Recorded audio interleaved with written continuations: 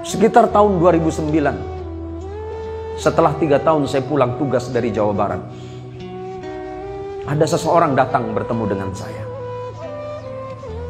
Assalamualaikum Ustaz. Waalaikumsalam. Sampean dari mana? Saya dari gang sebelah Ustaz. Boleh saya bercerita kepada Ustaz?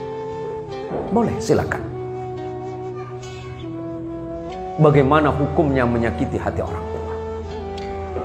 Saya jawab, Allah tidak akan ridho kepada orang.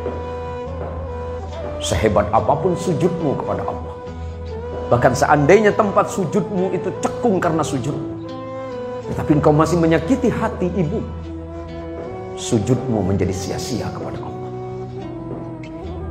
Sehebat apapun amalmu, tapi engkau pernah menyakiti orang tuamu baik dengan ucapanmu apalagi dengan tingkahmu, maka dipastikan Allah tidak akan ridho kepadamu.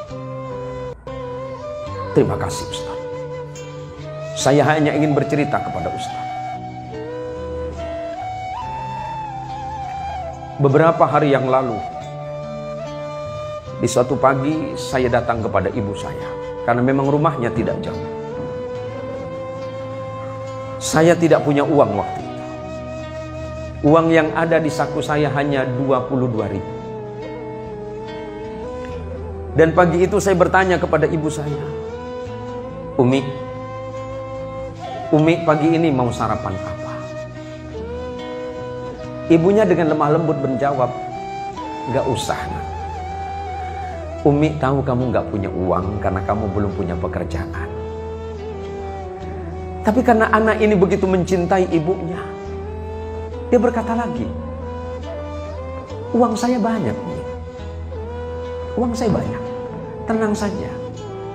Apa yang Umi pengen, sebut saja. Dan dia tahu bahwa uminya itu senangannya adalah makan sate. Maka walaupun dilarang oleh ibunya, dilarang oleh uminya, dia berangkat ke pasar. Dia ambil sepedanya. Dia tidak punya sepeda motor. Dia berangkat ke pasar dengan uang 22.000 di sakunya. Kemudian 20.000 dia belikan sate. Kemudian dia kembali ke rumahnya dengan tersenyum kepada ibunya. Umi, saya belikan makanan kesenangan Umi. Mudah-mudahan Umi suka. Dan tanpa disadari oleh anak ini, ibunya ini meneteskan air mata. Karena ibunya tahu bahwa anak ini gak punya uang. Tapi karena ingin menghargai jeripaya anaknya, ibu ini mau. Dan setelah itu kemudian anak ini menyuapi ibunya. Dengan telaten dia menyuapi ibunya. Dan tanpa terasa ibunya kemudian berdoa kepada Allah. Nah, semoga Allah memberikanmu rezeki yang lebih. Hati ibunya bahagia. Bahagia hati. Padahal di samping kebahagiaannya ibunya bersedih. Karena anaknya punya uang satu-satunya. Dan setelah selesai ibunya disuapin, kemudian pamitan kepada ibunya. Mi, saya pamit kalau kira-kira ada apa-apa. Nanti Umi kasih tahu saja. Nanti selepas sholat duha saya mau berangkat. Saya ada janjian dengan orang. Selepas sholat duha kemudian anak ini berangkat dengan uang hanya 2.000 di sakunya. 2.000 rupiah. Di tengah perjalanan dia hanya berharap kepada Allah, ya Allah, ampuni dosa ibuku, ampuni dosa ayahku.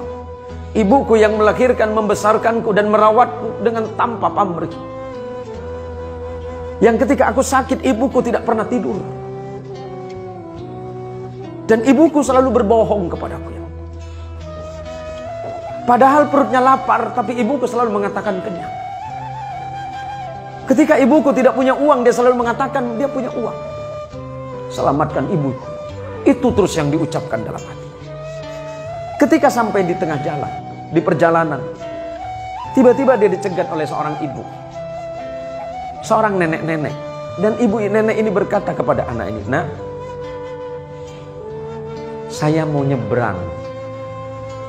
Si anak muda ini berpikir ibu ini akan menyeberang jalan. Rupanya ibu ini akan ke kota seberang. Dan pada waktu itu angkot atau angkutan umum atau oplet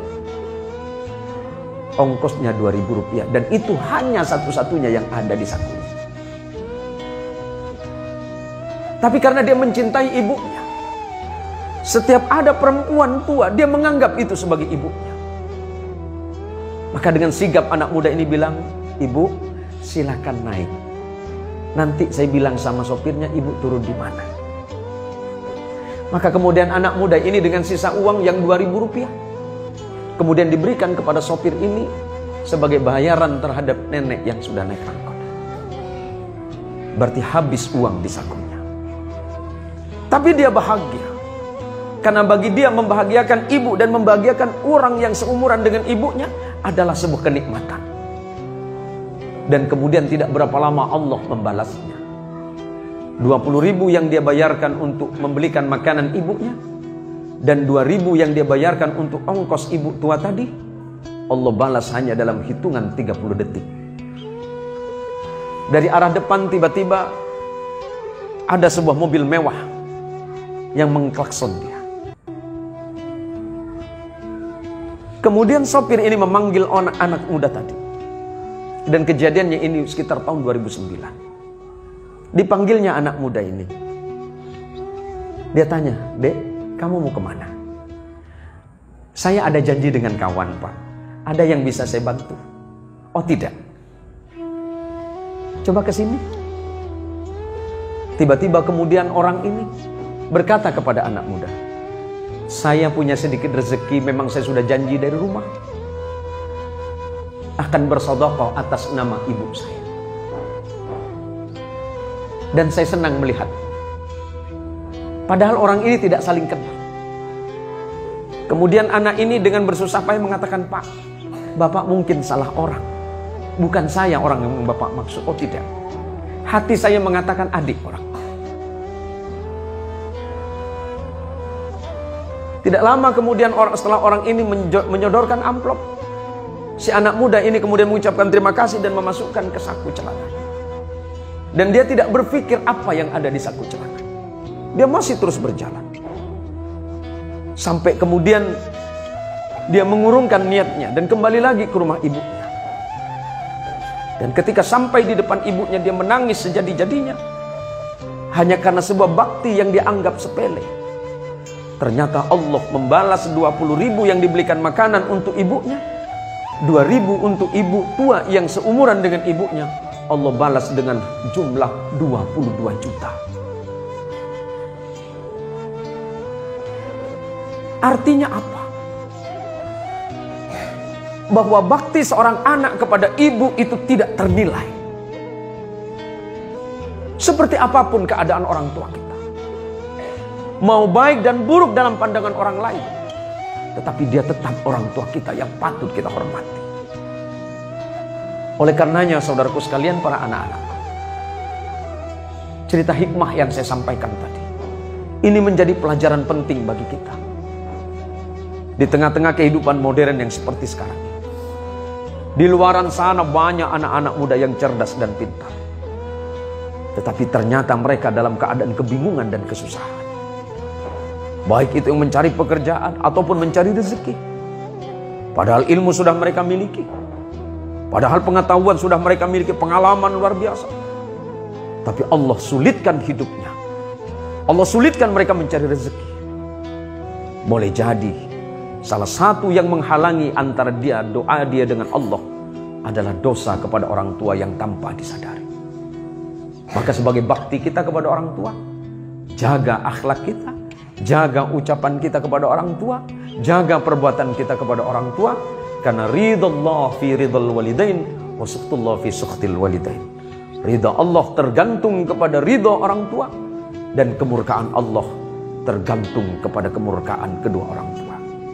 Semoga Allah Subhanahu wa taala menjadikan kita semuanya orang-orang yang salih, anak keturunan kita menjadi anak yang salih dan salihah, istri kita menjadi istri yang salihah, suaminya menjadi suami yang salih, dan santri-santri yang ada di depan kita ini kelak adalah orang-orang yang mampu mendoakan kita semuanya.